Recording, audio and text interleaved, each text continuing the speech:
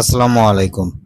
ইতিমধ্যে আপনারা বিভিন্ন সংবাদ মাধ্যমে অবগত হয়েছেন ইরানের উপর হামলার মার্কিন ও ইসরায়েলি দখলদার বাহিনীর মধ্যে একটি 2 সপ্তাহের যুদ্ধবিরতি চুক্তি কার্যকর হয়েছে।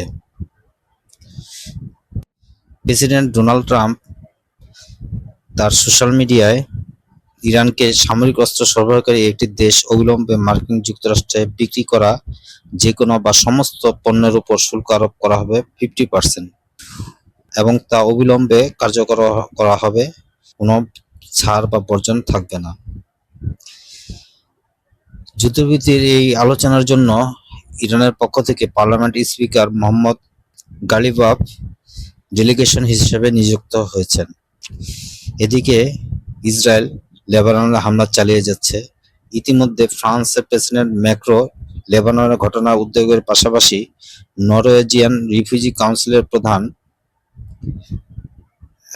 জ্যান অ্যাডলান্ট বলেছেন, বৈরুত ও লেবাননের অন্যান্য অংশে ইসরায়েলের তীব্র বোমাবর্ষণের মধ্যে তার সহকর্মীরা ধ্বংস ও বহু হতাহতের ভয়ঙ্কর দৃশ্যের প্রতিবেদন করেছেন।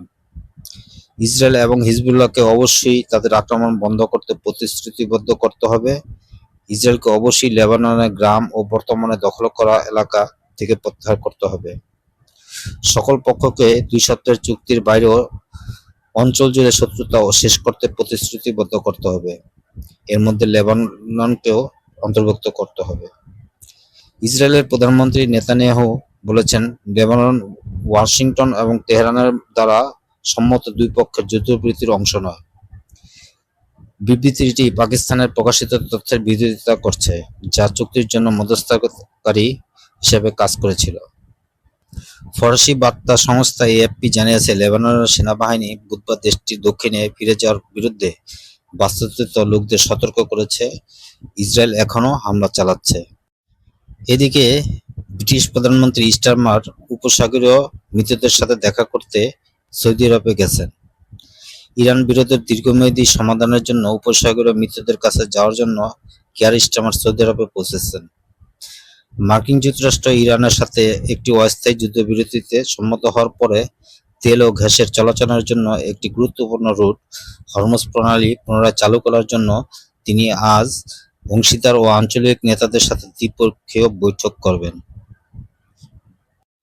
ইতিপূর্বে পররাষ্ট্র সচিব ইভেন কুপার হরমুজ পুনরায় চালু করার জন্য তিনি গত সপ্তাহে 40টিরও বেশি দেশের প্রতিনিধিদের সাথে একটি ভার্চুয়াল শীর্ষ সম্মেলন করেন।